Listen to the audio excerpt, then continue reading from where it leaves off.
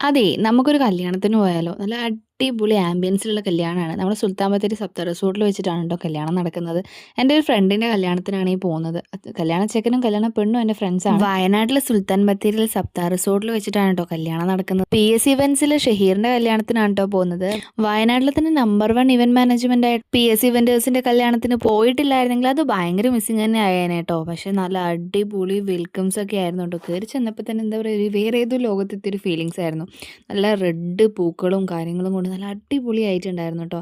ഞാനവരെ വീഡിയോയിലൊക്കെ ഞാൻ എപ്പോഴും കാണാറുണ്ട്. നല്ല നല്ല അടിപൊളി ഓരോരോ വർക്കും കാര്യങ്ങളൊക്കെ എന്ത് ഭംഗിയാണ്. അവരുടെ തന്നെ ഫുഡും കാര്യങ്ങളൊക്കെ ആയിരുന്നു. കയറി ചെന്നപ്പോൾ തന്നെ കുറേ സ്വീറ്റ്സും കാര്യങ്ങളും ഉണ്ടായിരുന്നു, ടീയും കാര്യമൊക്കെ. അത് കഴിഞ്ഞിട്ട് നമുക്കിങ്ങനെ ലൈവായിട്ട് ടീയും ഒക്കെ കിട്ടുന്നത്, പഴംപൊരിയൊക്കെ കിട്ടുന്നുണ്ടായിരുന്നു കേട്ടോ. അത് നമ്മൾ നോക്കിയിട്ടില്ല. നമ്മൾ ആദ്യം കയറി ചെന്നപ്പോൾ ഒരു സൂപ്പ് കുടിച്ചു. അത് കഴിഞ്ഞിട്ട് നമ്മൾ ലൈവ് ഫോട്ടോയും കാര്യങ്ങളൊക്കെ എടുക്കുന്നുണ്ടായിരുന്നു. പിന്നെ ഞാൻ പറഞ്ഞു നമുക്ക് ചെക്കനെയും പെണ്ണിനെയും കാണാം. ഭയങ്കര തിരക്കായിരുന്നു ഉള്ളിൽ. അതുകൊണ്ട് നമുക്ക് കുറച്ചൊന്ന് മോളുള്ളത് കൊണ്ട് കുറച്ചൊന്ന് മെല്ലെ തിരക്കൊക്കെ ഒന്ന് ഒഴിഞ്ഞിട്ട് പോകാമെന്ന് കരുതി. അങ്ങനെ ഞങ്ങൾ ഫുഡ് കഴിക്കാൻ വേണ്ടിയിട്ട് വന്നു കേട്ടോ. എല്ലാ ഐറ്റംസും ഉണ്ട്. എല്ലാം ഒന്നിനൊന്നിനും മെച്ചെന്ന് വേണം പറയാനായിട്ട്. ഫുഡ് എടുത്തു. ഫുഡ് ഞാനും മോളും കൂടെ കഴിച്ചു. പിന്നെ അത്യാവശ്യം നല്ല തിരക്കുണ്ടായിരുന്നു. പിന്നെ ചെക്കനും പെണ്ണും കേക്ക് കട്ടിങ്ങും കാര്യങ്ങളൊക്കെ ആയിരുന്നു. സ്റ്റേജിൽ കുറേ പരിപാടികളും കാര്യങ്ങളൊക്കെ നടക്കുന്നുണ്ടായിരുന്നു. അങ്ങനെ ഒരു കോർണറിൽ നിന്നിട്ട് നമ്മൾ കുറച്ച് ഫുഡും കാര്യങ്ങളൊക്കെ ട്രൈ ചെയ്തു കേട്ടോ. എല്ലാം നല്ല അടിപൊളി ഫുഡായിരുന്നേ. എല്ലാ സാധനം അകത്ത് കയറിയപ്പോൾ അതിൻ്റെ ആംബിയൻസ് ഒരു രക്ഷയില്ല. സത്യം പറഞ്ഞിട്ടുണ്ടെങ്കിൽ ഇവരുടെ വർക്ക് എന്തു ഭംഗിയാണെന്നറിയോ.